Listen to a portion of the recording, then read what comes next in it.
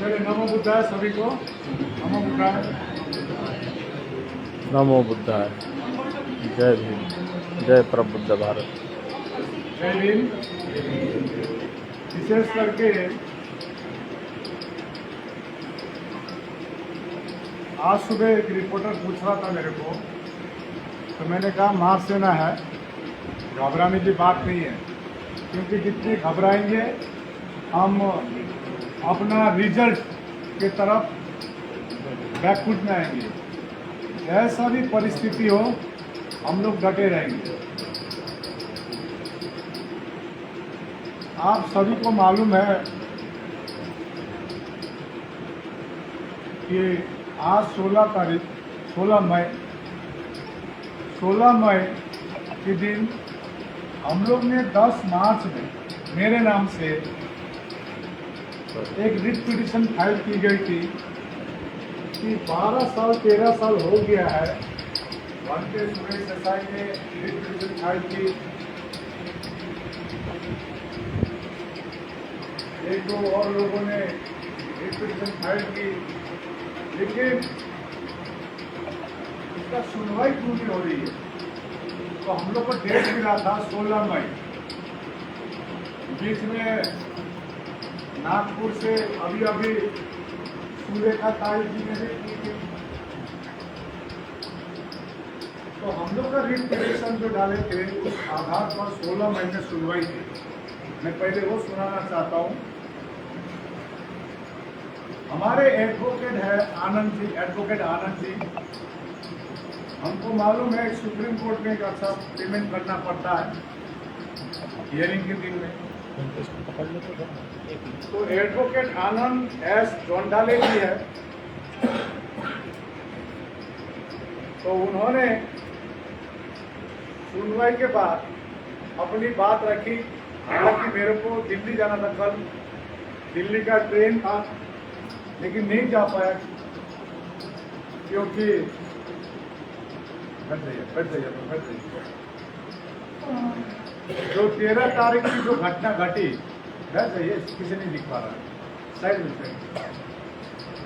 13 तारीख जो घटना घटी जो नहीं होनी थी, हम लोग 90 दिनों से शांति से हम लोग बैठे हुए थे। उसके कारण यहाँ पर थोड़ा माहौल खराब हो गया था, तो हम दिल्ली नहीं जा पाए। अभी भी एक अच्छी खबर दे रहा हूँ कि आज जो सुनवाई थी जस्टिस प्रसन्ना बी बराले, उन्होंने प्रसन्ना बी बराले अब Supreme Court has reprimanded government advocate, सरकारी जो वकील है, सरकारी एडवोकेट को उन्होंने फटकार लगाई। रेप्रीमेंडेड माने फटकार लगाई। क्यों 12 साल से देरी हो रही है, मैं पढ़ के सुनाता हूं। हस्तक्षेपकर्ताओं के लिए तो हस्तक्षेप हम लोग ने किया। अधिवक्ता आनंद एस जानले की सुनवाई के बाद सर्वोच्च न्यायालय के न्यायमूर्ति दीपंकर दत्ता और न्यायमूर्ति प्रसन्ना बी बराले ने बोध गया मंदिर अधिनियम निरस्तीकरण याचिका पर निर्णय लेने में 12 वर्षों की देरी के लिए सरकारी अधिवक्ताओं को फटकार लगाई और अब इसे बिना किसी स्थगन, माने कोई एडजमेंट नहीं होगा। ऐसा होता है ना कोर्ट में, डेट पे डेट, अब कोई एडजमेंट नहीं होगा। 29 जुलाई 2025 को अंतिम सुनवाई के लिए रखा है। समझा? उसी दिन ही फैसला हो जाएगा, 29 जुलाई। इस बीच पक्षकारों को अपने अपने हलफनामे और जवाब दाखिल करने होगी। अभी मैं दिल्ली जाऊंगा, बीच में दिल्ली जाकर थोड़ा काम करके आना है, क्योंकि हमको मालूम है बाबा साहब ने हमको संविधान दिया है। हमको यदि न्याय मिलेगी तो संविधान के दायरे में रहकर ही हमको न्याय मिलेगी। यदि असंवैधानिक काम करने जाएंगे तो हमको काम बिगड़ेगी। हम लोग ने 90 दिनों से आज 94 डे हो गया। कल रात को मैं 10:30 बजे तक धरने स्थल में था। 9 तारीख को आपको मालूम है सरकार के तरफ से एक सूची आई थी, इंडिया पाकिस्तान की लड़ाई की स्थिति थी। इसी कारण सबको रद्द करने के लिए कहा गया। राष्ट्रीय अंतर्राष्ट्रीय जितना भी प्रोग्राम थी सब कैंसिल थी। IPL क्रिकेट मैच भी कैंसिल थी। हमने सोचा देश आगे है हमारे लिए, तो हमने कहा छोटी सी करेंगे। इसको विवाद बना दिया हमारे लोगों ने, लेकिन मैं दृढ़ निश्चित था इसको आगे ले जाना है।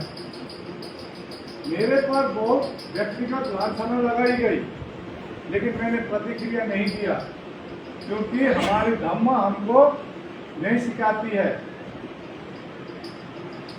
प्रतिक्रिया देना, क्रोध करना, आवेश में आना।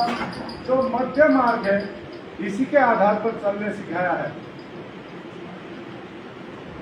इसी बीच उस जहां पर धरने में हम लोग बैठे थे, जमीन का मालिक आ पहुंचा कागज लेकर और कहा हमने आपको 2.5 से 3 महीने आपको समय दिया है,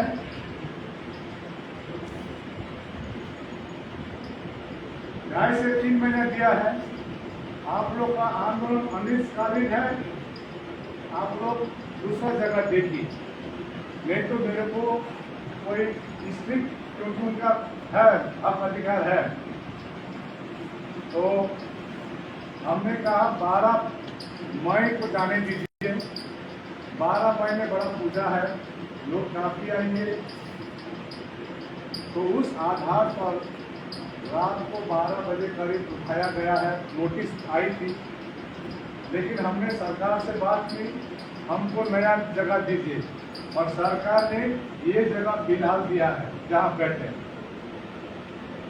और हमको कुछ दिन बाद में एक नया धरना स्थल, जिस प्रकार से हम बैठे थे, वो धरना स्थल हम लोग को दिया जाएगा। हम करुणा, मैत्री, शांति से जीतेंगे। सरकार के विपरीत जाकर हम काम नहीं करेंगे। सरकारी नियम के आधार पर हम अपना धरना जैसे शुरू किए थे वैसे ही हम अंत करेंगे। कानून की हाथ लंबा होता है, 2 मिनट बाद बात करता हूँ। कानून मान के चलना पड़ता है। जो कानून का उल्लंघन करेगा उसको सजाई होती है। आज 90 दिन आंदोलन करना छोटी बात नहीं है। तो मैं आपसे एक ही बात करना चाहता हूँ, क्या यहाँ ठीक है? अभी तक अभी ठीक है ना? हम लोग को शांति मेडिटेशन कर हमारी मैसेज यूट्यूबर के थ्रू पहुंचाना है, और कोर्ट में होने वाली काम कोर्ट में हो रही है। इसको नकारात्मक दिखाने का कोशिश करेंगे, वो बाहर के लोग नहीं होंगे। इसको नकारात्मक दिखाने वाले हमारे लोग ही होंगे। आज सुबह ढाका टीवी के भाई हमसे पछतावा कर रहा था, 2 घंटे का बात कर रहा था, गलत है, मैं गलत पथ में चला गया। या कुछ भ्रांते हैं, वो भ्रांते भी कह रहे हैं हमने सत्य का साथ दिया है। हम आपको एक चीज आश्वासन करना चाहेंगे, अभी भी कह रहा हूँ, आकाश रामा का या बोध गया से यदि लास्ट आएगा या तो इंडिया निरस्त करके ही जाएगा, मैं कहना चाह रहा हूँ फिर से। इसीलिए भरोसा रखिए, संवैधानिक प्रकार से हम लोग जीतेंगे। ये जगह सरकार ने दिया बिलाव, हम बैठेंगे शांति से, अपनी बात रखेंगे, अभी आपको बात रखेगी और कोई नया जगह देगी। आज थोड़ा सेटल करने में समय लग रही है। सुबह की जो आप लोग को ब्रेकफास्ट ले लेगी और अभी लंच के लिए भी प्रबंध की जा रही है। कोई असुविधा है नहीं ना आप लोग को, और कोई नया जगह देगी फिर हम लोग शिफ्ट होंगे, ठीक है ना। तो सबसे बड़ी बात, आज के दिन हमको एक कम से कम 29 जुलाई में फाइनल हियरिंग होगी। उसी से जिस प्रकार से राम मंदिर कानून से ही वो फैसला हुआ था सुप्रीम कोर्ट से, हम उसी पर विश्वास करते हुए, सर्वोच्च न्यायालय पर विश्वास करते हुए बौद्धों को सर्वोच्च न्यायालय 29 जुलाई को न्याय देगी, ये आशा रखते हुए मेरे बात यही अंत करता हूँ। रेडी हो गया।